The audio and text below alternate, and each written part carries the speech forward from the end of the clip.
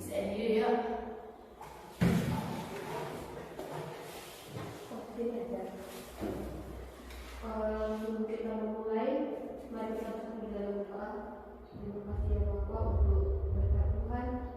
Yang kami berkumpul di sini ya Bapak untuk menyampaikan materi kami yang nantinya akan kami terapkan di sekolah kami. Semoga apa yang kami kegiatan kami ini bisa berjalan dengan lancar ya Bapak. Di dalam nama Tuhan dan doa dan ucap syukur. Amin. Amin. Oke, terima kasih Miss Review. Oke, karena ini materinya agak banyak, jadi kita dibutuhkan untuk konsentrasi.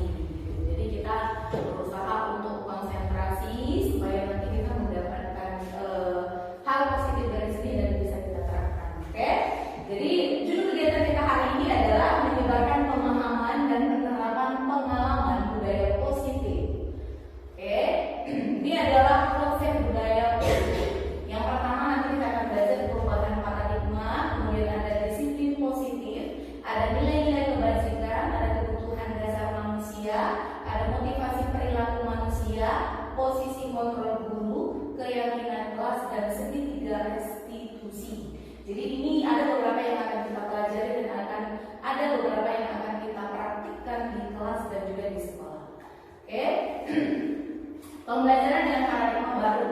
Pembelajaran dengan paradigma baru merupakan pembelajaran yang dirancang berdasarkan prinsip pembelajaran berdiferensiasi sehingga para peserta didik belajar sesuai kebutuhannya berdasarkan tahap perkembangan sesuai teori psikologi modern dan mewujudkan profil pelajar Pancasila. Seperti kita ketahui, kita sudah belajar juga profil pelajar Pancasila. Itu ada 6, yaitu kebinekaan global, bergotong royong, kreatif, bernalar kritis, mandiri, beriman dan bertakwa pada Tuhan Yang Maha Esa dan berakhlak mulia.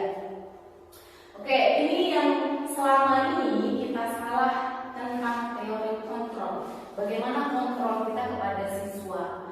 Yang pertama adalah ilusi guru mengontrol murid. Jadi kita merasa kita sebagai guru, kita berhak mengontrol murid. Yang kedua, ilusi bahwa semua penguatan positif efektif dan bermanfaat. Bahwa ketika kita mengajarkan sesuatu yang positif kepada murid, semuanya itu efektif dan bermanfaat. Kemudian ilusi bahwa kritik dan membuat rasa bersalah mampu menguatkan karakter. Ketika anak-anak melakukan kesalahan, kita membuat mereka merasa bersalah. Kita menganggap itu sesuatu yang bermanfaat. Kemudian ilusi bahwa orang dewasa berhak memaksa. Jadi dalam hal ini kita sebagai guru, sebagai orang dewasa, kita menganggap bahwa kita berhak untuk memaksa anak-anak melakukan seperti yang kita inginkan. Oke, ini adalah miskonsepsi yang seharusnya kita ubah. Oke, mengubah paradigma stimulus respon ke pendekatan teori kontrol. Yang pertama, stimulus respon yang pertama, realitas bahwa kebutuhan kita sama. Teori kontrolnya adalah realitas atau kebutuhan kita berbeda. Semua orang melihat hal yang sama. Teori kontrolnya, setiap orang memiliki gambaran yang berbeda. Kita mencoba mengubah orang agar berpandangan sama dengan kita, yang seharusnya kita berusaha memahami pandangan orang lain tentang dunia. Perilaku guru dilihat sebagai suatu kesalahan. Seharusnya semua perilaku memiliki tujuan. Orang lain bisa mengontrol saya, seharusnya hanya Anda yang bisa mengontrol diri Anda. Saya bisa mengontrol orang lain, seharusnya Anda tidak bisa mengontrol orang lain. Pemaksaan ada pada saat rujukan gagal. Seharusnya kolaborasi dan konsensus menciptakan pilihan-pilihan baru. Model berpikir menang kalah. Seharusnya model berpikir menang-menang. Jadi tidak ada yang dikalahkan di situ. Oke.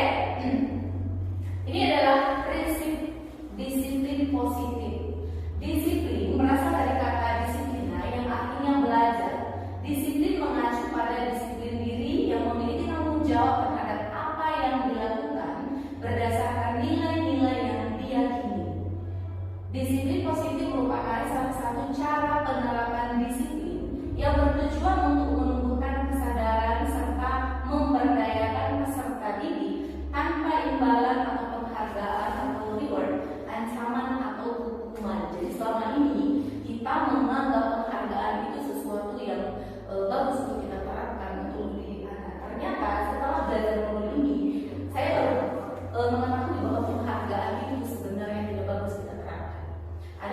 beberapa kelemahan-kelemahan dari penghargaan. Oke, nanti kita akan belajar juga motivasi perilaku anak. Jadi sebagai pendidik, tujuan kita adalah menciptakan peserta didik yang memiliki disiplin diri sehingga mereka berperilaku mengacu kepada nilai-nilai kebajikan universal dan memiliki motivasi intrinsik dalam perubahan perilaku ke arah yang lebih baik. Jadi yang kita harapkan anak-anak bisa berbuat baik bukan karena dorongan dari luar, bukan karena gurunya, tapi itu dorongan dari dirinya sendiri. Oke, ini adalah nilai-nilai kebajikan. Nilai-nilai kebajikan adalah sifat-sifat positif manusia yang merupakan tujuan mulia yang ingin dicapai setiap individu. Ada beberapa nilai-nilai kebajikan dari 6 institusi atau organisasi. Yang pertama adalah profil pelajar Pancasila, ini kita sudah tahu. Kemudian ada IPO, Prevent Leaders Program. Sikap murid yang diharapkan di sini adalah toleransi, integritas, menghargai, empati, kreativitas, percaya diri, rasa hormat, mandiri, antusias, keingin-tahuan, kerjasama, dan komitmen. Kemudian yang selanjutnya, ini ada 9 pilar karakter Indonesian Heritage Foundation. Jadi itu ada cinta Tuhan dan segenap ciptaannya, kemandirian dan tanggung jawab, kejujuran, amanah, diplomatis, hormat dan santun, dermawan, suka menolong dan gotong royong, percaya diri, kreatif dan bekerja keras, kepemimpinan dan keadilan, baik dan rendah hati, toleransi, kedamaian dan kesatuan. Kemudian ada juga seven essential virtues. Itu ada empati, ada suara hati, ada kontrol diri, rasa hormat, kebaikan, toleransi dan keadilan. Oke, jadi ini adalah organisasi yang selanjutnya, nilai-nilai kebajikan. Ini adalah proyek nilai-nilai kebajikan. Nanti ketika kita membuat keyakinan kelas, nilai-nilai kebajikan yang kita harapkan nanti itu ada di sini. Gitu. Oke, ini kita bisa lihat sama-sama. Dari kelima organisasi ini semuanya ada beberapa yang sama, tujuannya sama. Nilai yang diharapkan, nilai yang ingin dicapai itu sama. Oke, kebutuhan dasar manusia. Jadi kita akan lihat kenapa anak-anak kita melakukan suatu kesalahan. Jadi mungkin di sekolah kita banyak anak-anak. Kenapa anak-anak suka meminta makanan atau meminta uang temannya? Kenapa anak-anak suka memukul temannya? Kita akan lihat kebutuhan dasar dari mereka apa yang tidak terpenuhi. Seluruh tindakan manusia memiliki tujuan tertentu. Semua yang kita lakukan adalah usaha terbaik kita untuk mendapatkan apa yang kita inginkan. Ketika kita mendapatkan apa yang kita inginkan, sebetulnya saat itu kita sedang memenuhi satu atau lebih dari satu kebutuhan dasar kita. Ini adalah 5 kebutuhan dasar manusia. Yang pertama adalah bertahan hidup. Ini berkaitan dengan fisiologi, makanan, kebutuhan pakaian, kebutuhan rumah. Kemudian ada penguasaan, di mana kita merasa kita berharga, kita merasa kita berprestasi. Kemudian kita juga butuh kasih sayang, merasa diterima, perhatian. Kemudian kita juga butuh kesenangan, kita butuh tertawa dengan orang lain. Kemudian kita butuh kebebasan untuk memilih apa yang kita inginkan. Jadi sama dengan kita, murid-murid kita juga membutuhkan kelima kebutuhan dasar ini. Jadi kelima kebutuhan dasar ini yang harus dimiliki oleh anak. Jadi ketika anak-anak kita ada membuat suatu kesalahan, berarti ada yang tidak terpenuhi dari satu atau beberapa dari kebutuhan ini. Dan itu yang harus kita capai. Oke, ini adalah motivasi perilaku manusia. Jadi kita berbuat sesuatu itu ada 3 alasan. Yang pertama, untuk menghindari ketidaknyamanan atau hukuman. Contohnya, kita datang tepat waktu ke sekolah karena kita tidak mau mendapat sanksi. Kemudian yang kedua, untuk mendapatkan imbalan atau penghargaan dari orang lain atau pujian dari orang lain. Jadi kita datang ke sekolah tepat waktu supaya kita ingin dipuji, atau kita datang tepat waktu ke kelas supaya kita ingin dipuji, atau supaya kita tidak ingin dihukum, kita tidak ingin mendapat sanksi. Oke. Kemudian yang ketiga, ada motivasi untuk menjadi orang yang mereka inginkan, yang kita inginkan, dan menghargai diri sendiri dengan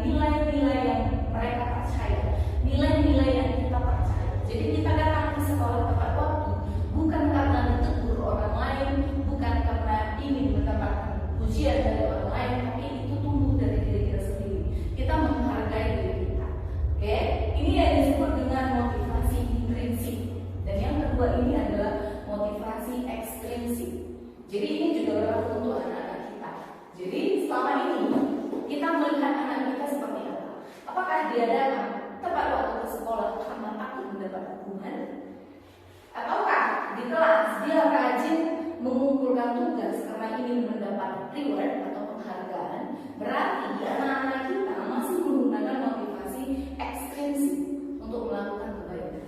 Nah, harapan kita adalah ketika anak-anak kita melakukan sesuatu yang baik, itu karena ada unsur intrinsik dari dalam diri mereka. Jadi ketika mereka tidak melakukan itu karena mereka merasa mereka perlu menghargai diri mereka bahwa mereka orang yang disiplin. Oke? Hukuman, konsekuensi, dan restitusi. Ini yang akan kita nanti praktikkan juga untuk anak-anak. Kita akan lihat mana yang selama ini kita lakukan di kelas atau di sekolah. Jadi hukuman itu sesuatu yang menyakitkan harus terjadi. Kalau konsekuensi sesuatu yang harus terjadi. Jadi ada peraturannya, ada sanksinya, itu konsekuensi. Kalau restitusi merupakan pilihan. Jadi anak yang memilih nanti. Kalau hukuman itu membuat tidak nyaman untuk murid, anak untuk jangka panjang. Oke, jadi ada rasa dipojokkan, ada rasa minder atau ada rasa marah dari anak-anak. Kemudian tidak nyaman untuk murid atau anak untuk jangka waktu pendek, itu kalau konsekuensi. Jadi kita punya peraturan, ini sanksinya kalau nggak melakukan. Jadi yang kedua ini. Yang ketiga, seharusnya kita melakukan restitusi karena restitusi itu menguatkan untuk murid atau anak dalam jangka waktu yang panjang karena mereka melakukannya karena keinginan sendiri. Kalau untuk hukuman, korban dari orang yang dituduh itu korban mendapat keadilan. Maksudnya di sini kalau ada perkelahian, orang yang menjadi korban itu merasa mendapat keadilan. Kemudian kalau konsekuensi, korban diabaikan, tetap yang pokoknya sanksi yang berlaku gitu. Kalau ini korban mendapatkan ganti. Contohnya, kalau ada dua anak kita yang berkelahi, contohnya dia tarik-tarikan baju, jadi sampai terlepaslah kancing bajunya. Nah, anak yang bajunya terlepas kancing bajunya akan diperbaiki oleh anak yang melakukannya. Jadi anak yang jadi korban ini mendapatkan gantinya gitu. Jadi nggak dibiarkan begitu saja. Kemudian selanjutnya kalau hukuman, murid atau anak akan tersakiti. Kalau dengan konsekuensi, murid atau anak tidak nyaman. Sedangkan kalau restitusi, murid atau anak mendapatkan penguatan. Oke? Kemudian yang lagi, selanjutnya ada hukuman lagi, perilaku pasif agresif meningkat. Anak yang semakin kita hukum, dia akan semakin kebal dengan hukuman itu. Kemudian kalau konsekuensi, penguatan hanya bertahan dalam jangka waktu yang pendek. Sedangkan restitusi itu masalah perpecahan. Kemudian kalau hukuman, sistem tidak akan berjalan bila murid tidak takut. Jadi mungkin ini mungkin pernah juga kita alami gitu. Anak itu hanya akan nurut sama guru yang dia takuti. Itu karena kita memberikan hukuman kepada dia.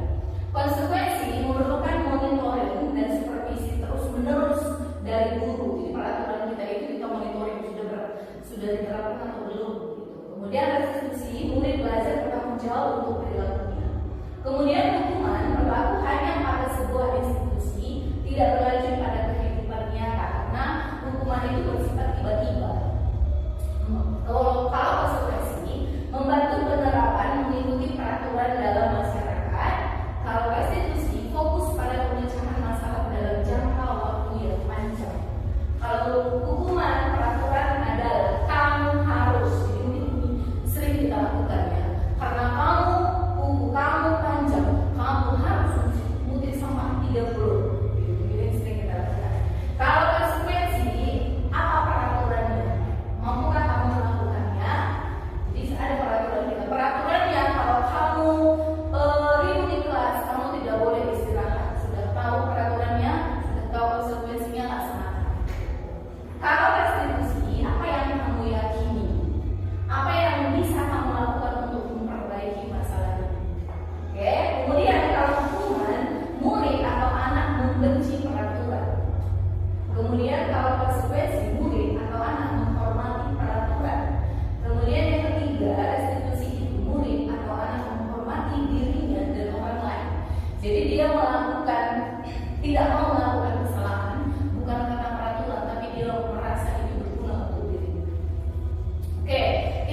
lihat, ini termasuk hukuman atau konsekuensi. Mencatat 100 kali dalam buku kalimat, saya tidak akan menambah lagi. Oke, sekarang saya minta dulu teman-teman baca ini, kemudian teman-teman pikirkan apakah itu termasuk hukuman atau konsekuensi. Boleh didiskusikan berdua-dua. Nah, mungkin ini juga pernah juga kita lakukan di sekolah. Apakah yang kita lakukan itu termasuk hukuman atau konsekuensi? Saya kasih 5 menit untuk membaca dan memikirkan.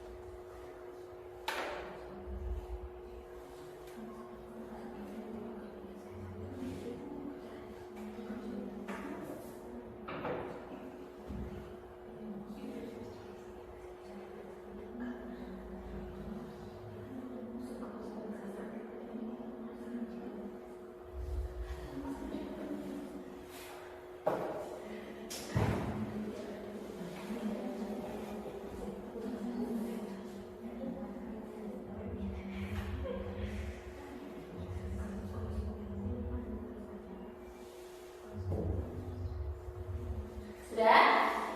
Kita cek sama-sama ya. Jadi yang selama ini kita lakukan itu termasuk hukuman atau konsekuensi. Oke, pertama, mencatat 100 kali di dalam buku dengan kalimat saya tidak akan menambah lagi. Apakah itu termasuk hukuman atau konsekuensi? Hukuman. Oke. Siapa yang setuju hukuman? Oke ya. Lari mengelilingi lapangan basket 2 kali karena terlambat hadir di sekolah. Ini termasuk hukuman atau konsekuensi? Hukuman. Oke. Setuju ya? Oke. Membersihkan coretan yang dibuat di meja tulis. Apakah itu hukuman atau konsekuensi? Konsekuensi. Oke, jadi dia harus bertanggung jawab dari apa yang dia lakukan. Oke. Kemudian murid diminta untuk push up 15 kali karena tidak menggunakan masker di sekolah. Ini termasuk hukuman. Oke, kita seringnya pakai apa? Skotjol ya. Menggantikan kertas tugas teman yang telah dicoret-coret. Konsekuensi. Berjemur di lapangan basket pukul 12 siang karena ngobrol dengan teman. Hukuman. Murid diminta bertelanjang kaki sepanjang hari karena tidak menggunakan sepatu warna hitam sesuai peraturan sekolah. Hukuman. Termasuk hukuman. Oke, berdiri di depan kelas sambil mengangkat satu kaki karena tidak bisa menjawab pertanyaan. Termasuk hukuman. Oke, ada satu lagi. Lari keliling lapangan 2 kali karena terlambat datang pelajaran PJOK. Itu termasuk apa? Termasuk lari keliling lapangan 2 kali karena terlambat datang pelajaran PJOK. Apa yang kita bilang tadi yang keliling lapangan basket 2 kali karena terlambat dan sesuai hukuman, sedangkan yang tadi ada konsekuensi.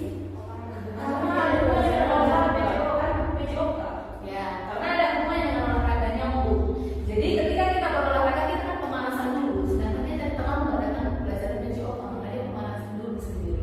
Gitu. Jadi inilah yang selama ini kita lakukan. Jadi kita melihat kembali apa yang sudah kita lakukan selama ini. Apakah yang sudah kita lakukan lebih banyak hukuman atau konsekuensi? Lebih banyak hukuman.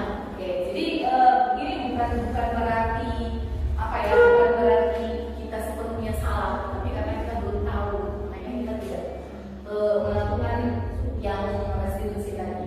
Oke? Ini posisi kita di sekolah, posisi kita sebagai pemegang kontrol di sekolah. Oke, yang pertama kita sebagai penghukum. Oke, yang kedua kita sebagai pembuat rasa bersalah. Yang ketiga kita sebagai teman. Yang keempat kita sebagai pemantau dan yang kelima kita sebagai manajer. Oke, kalau kita sebagai penghukum, kalau selama ini kita menghardik, menunjuk kamu ya, gitu. Kemudian itu termasuk kita adalah penghukum. Kemudian kita berceramah dan mengatakan seharusnya ibu kecewa sama kamu, Miss kecewa, kamu selalu mengecewakan Miss. Berarti posisi kita sebagai membuat rasa bersalah. Kemudian kita sebagai teman membuat, biasanya ini ngomongnya dengan lembut gitu, kita ucapkan gitu. Ayolah lakukan demi Miss. Masa kamu tidak mau, tidak ingat, tidak Miss pernah bantu kamu loh. Masa Miss nggak boleh kita tahu kamu tuh gitu baca di kelas gitu. Itu kita sebagai teman. Kemudian ada lagi sebagai pemantau. Pemantau itu biasanya dia mencatat gitu. Apa peraturannya? Apa sanksinya? Gitu. Kemudian kalau kita sebagai manajer itu mengajukan pertanyaan-pertanyaan. Apa yang kita yakini gitu. Itu nanti ada hubungannya dengan keyakinan kelas. Jadi bukan peraturan lagi. Karena peraturan biasanya yang buat dengan guru. Tapi kalau keyakinan kelas itu kita buat sama-sama. Jadi kalau manajer ini apa yang kamu yakini?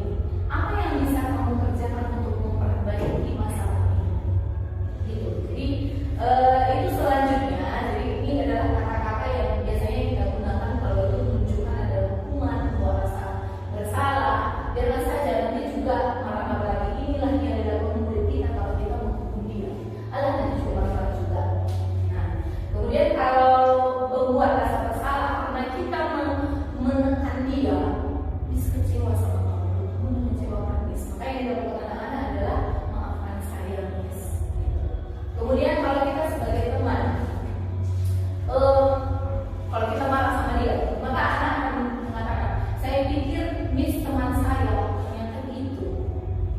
Jadi mungkin ini seringnya terjadi pada anak kelas tinggi. Gitu. Jadi ketika kita menganggap mereka sebagai teman, gitu. Ketika mereka melakukan kesalahan, kita posisi kontrol kita sebagai teman, maka ini terjawab kita. Oh Miss gitu, Miss baik deh, ini Miss. Kemudian kalau kita sebagai pemantau, kita akan tulis berapa banyak tentang yang saya harus rolling dan tulis karena kita memberi kita. Data kamu kemarin kamu sudah melakukan kebaikan sekian, jadi kita kamu sekian.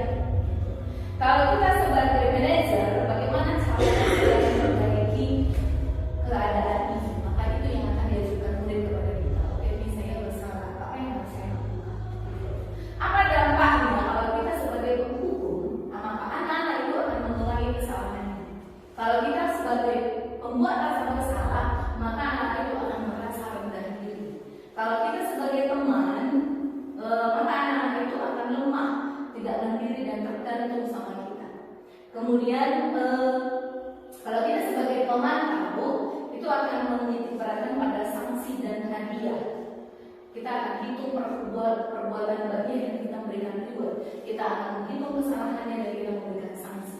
Kalau kita sebagai manajer, maka anak-anak mengevaluasi diri ke bagaimana cara memperbaiki diri. Oke, selama ini ketika kita berada di sekolah ini, kira-kira posisi kita di mana? Keseringannya posisi kita di mana? Di mana? Pemantau. Siapa di sini yang seringnya menjadi pemantau? Saya juga termasuk di sini ya. Siapa di sini yang seringnya sebagai penghukum? Saya juga termasuk ya. Siapa di sini membuat rasa bersalah adalah kamu nggak kasihan sama Miss sudah capek loh, jadi malam juga Miss buat soal banyak, tiba di sini malah kamu gitu, membuat rasa bersalah. Siapa di sini? Siapa di sini sebagai teman?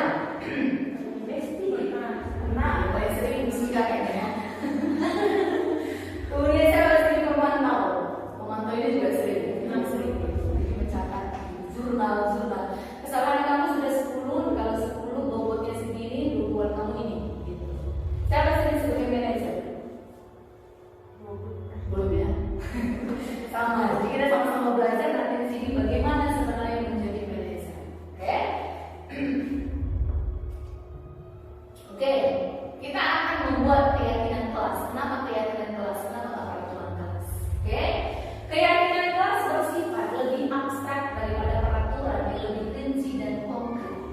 Kemudian keyakinan kelas berupa pernyataan-pernyataan universal yang umum. Pernyataan keyakinan kelas senantiasa dibuat dalam bentuk yang positif, jadi nggak ada pakai kata jangan, semuanya positif. Keyakinan kelas hendaknya tidak terlalu banyak sehingga mudah diingat dan dipahami oleh semua warga kelas. Keyakinan kelas sebagai sesuatu yang dapat diterapkan di lingkungan tersebut, jadi bisa di kelas, bisa di sekolah. Bersedia meninjau kembali keyakinan kelas dari waktu ke waktu. Semua warga kelas hendaknya ikut berkontribusi dalam pembuatan keyakinan kelas lewat kegiatan curah dan Pak. Oke, jadi kemarin kami sudah buat di kelas 6, tapi kami masih buat sedikit, masih buat 3 keyakinan waktu itu. Jadi saya minta anak-anak kemarin coba kalian tuliskan apa peraturan di kelas kita ini. Jadi dari kata-kata yang negatif, contohnya jangan ikuti kelas, jangan terlambat mengumpulkan PR. Nah, setelah dari kata negatif itu, jadi kami sama-sama membuat kata positif dari peraturan itu. Kemudian setelah itu kami masuklah ke keyakinan, masuk ke nilai-nilai kebajikan tadi. Nilai apa yang kita harapkan dari jangan terlambat mengumpulkan tugas. Gitu. Kata positifnya adalah mengumpulkan tugas tepat waktu. Kebajikan apa yang akan kita dapatkan dari situ? Nilai kebajikan, kedisiplinan. Gitu. Jadi kita yakin bahwa dengan kita mengumpulkan tugas maka kita termasuk orang yang disiplin. Oke? Ini adalah satu cara ketika kita sebagai manajer. Oke. Apa itu restitusi? Restitusi adalah proses menciptakan kondisi bagi murid untuk memperbaiki kesalahan mereka sehingga mereka bisa kembali pada kelompok mereka dengan karakter yang lebih kuat. Jadi ketika anak melakukan kesalahan, dia tidak dibully, dia tidak disudutkan. Ketika dia bergabung kembali dengan teman-temannya, dia lebih memiliki karakter yang kuat, bukan sebagai orang yang kita dicap sebagai troublemaker, membuat masalah, membuat onar. Gitu. Oke, ada 3 langkah dalam segitiga restitusi dan ada teori kontrolnya. Kita yang pertama adalah menstabilkan identitas. Kenapa menstabilkan identitas? Karena kita akan melakukan hal yang terbaik yang bisa kita lakukan. Kemudian yang kedua, validasi tindakan yang salah. Semua perilaku memiliki alasan. Jadi ketika anak melakukan kesalahan, kita akan tanya apa alasannya melakukan itu. Kemudian menanyakan keyakinan. Kita semua memiliki motivasi internal. Jadi keyakinan tadi termasuk ke dalam motivasi internal. Apa yang kita yakini kita buat. Oke, ini adalah segitiga restitusi. Dan ini contoh pertanyaannya yang bisa kita ajukan. Yang pertama adalah menstabilkan identitas. Jadi ketika anak kita melakukan kesalahan, yang kita ucapkan adalah setiap orang pasti pernah melakukan kesalahan. Kamu bukan satu-satunya yang pernah melakukan itu. Jadi anak identitas,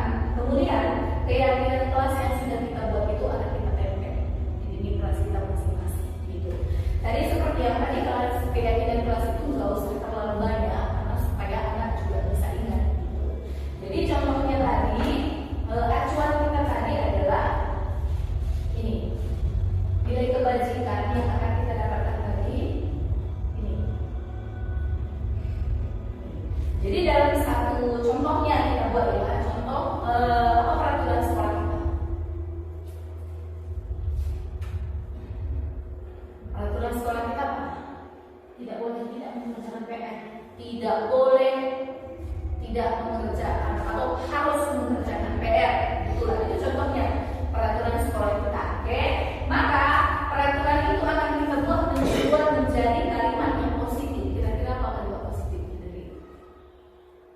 Setiap siswa wajib mengerjakan pekerjaan rumah. Masih ada kata wajib, harus. Berarti setiap siswa mengerjakan PR. Oke, mulai pendapat yang lain. Setiap siswa mengerjakan PR. Oke, yang lain. Coba kira-kira apa kalimat positifnya yang bisa kita buat dari Disiplin mengerjakan tugas. disiplin mengerjakan tugas di rumah. Mengerjakan PR ya. Oke, ada yang lain? Oke, itu kita ambil satu ya.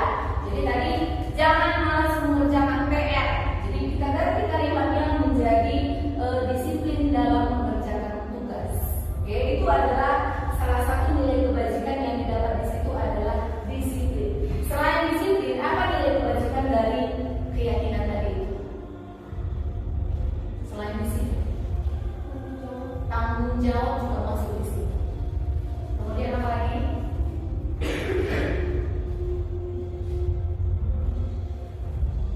Apa? Coba. Ada komitmen. Nah, jadi dari satu keyakinan itu bisa jadi nilai kebajikan. Ada 3 nilai kebajikan yang kita tanamkan di situ. Itu contoh dari keyakinan kelas tadi. Kira-kira bisa kita terapkan di kelas kita. Walaupun ini bukan awal ini, tapi masih bisa kita perbaiki, gitu ya. Oke, dari sini ada pertanyaan dari teman-teman. Oke, dari segitiga garis ini, nih, ini yang coba kita praktikkan nanti gimana caranya. Kita nanti ada kasus, kita buat satu contoh kasus. Oke, kita praktikkan ya. Apa kasus yang paling sering terjadi di sekolah kita? Main kesukaan. Apa sih namanya? Gampang, contohnya lah ya. Contohnya kita buat lah kasus anak siapa? Apa yang di sini? Pembantai dan Hagal. Oke, kita kasusnya adalah boleh bercerita sedikit ya, bercerita sedikit. Miss Yosari bercerita apa yang terjadi dengan mereka berdua. Katanya Miss, awalnya mereka ini main dulu. Awalnya yang main ini Glenn sama Manta di jabatan Manta juga Glenn. Terus tiba-tiba ada ini iseng dipinjamkannya tas Manta, dibersihkan Manta, dipinjamkan lagi Manta. Ada ini awalnya nggak ikut. Glenn ini yang duluan main sama Manta ini. Oh, Glenn main-main sama Manta, tapi diganggu sama Hagal. Jadi kira-kira siapa yang kita panggil di sini? Ketiga ini. Oke. Yang kalau si Glenn tadi kita tanyakan apa? Apakah dia termasuk di situ yang melakukan kesalahan? Tidak. Oke, jadi kita tutup si Glenn untuk konfirmasi. Oke, apa yang terjadi? Kemudian kita panggil si Manta. Manta ini pembuat salah kan?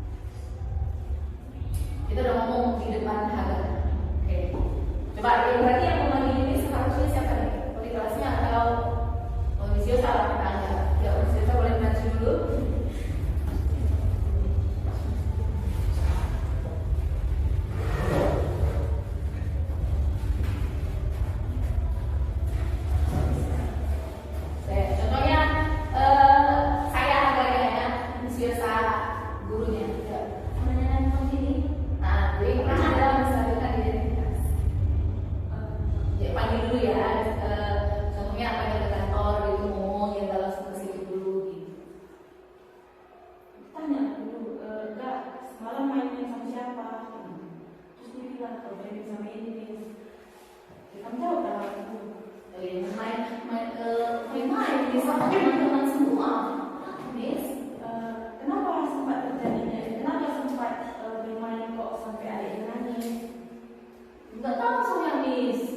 Tapi katanya ditunjang kamu tunjang biada. Katanya belum masuk situ kan? Belum. Tapi kita nggak tahu masalahnya.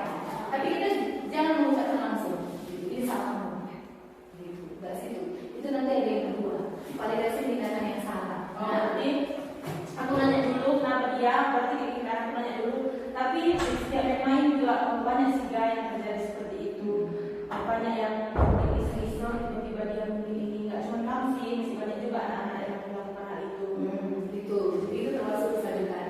Jadi si anak tidak tertekan di situ. Nah, saya iseng sengaja sih kemarin Miss, ya habis itu nangis dia, ya saya yang salah di situ. Terus kemana? Kualitasnya. Baru masuk ke validasi tindakan yang salah. Kenapa pas memang itu sempat ini ya kami tidak ini? Iya Miss, kira cuma nggak kuat bulu Miss, kira cuma pelan ternyata kuat bulu. Ya memang salah saya di situ Miss. Lain kali jangan seperti itu ya kan? Kali ini minta maaf sama adiknya lagi ya. Untuk saat ini minta maaf sama adiknya. Nah, kalau di sini kita nggak suruh dia minta maaf. Nah, kita tanyakan dia. Jadi kita anggap tadi kita punya udah buat keyakinan kelas gitu. Nah, di keyakinan kelas itu ada keyakinan saling menghormati antar teman kita buat. Nah, maka kita akan tanyakan apa keyakinan sekolah, keyakinan di kelas atau di sekolah kita juga tadi kita buat keyakinan sekolah karena kan bermasalah ya gitu. Jadi coba boleh ditanyakan apa keyakinan sekolah kita. Anda tahu kan apa keyakinan yang ada di sekolah kita? Kalau Miss, kita harus saling menghormati. Nah, kalau kita saling menghormati, berarti kita nggak bisa, kita nggak boleh memukuli adik kita. Kita harus menghormati baik dia adik kita ataupun sama kita. Kita masih terpengaruh dengan ceramah. Nah, itu yang seharusnya kita tanya. Agak tahu kalau ada masalah apa yang akan ada untuk memperbaiki kesalahan yang keyakinan.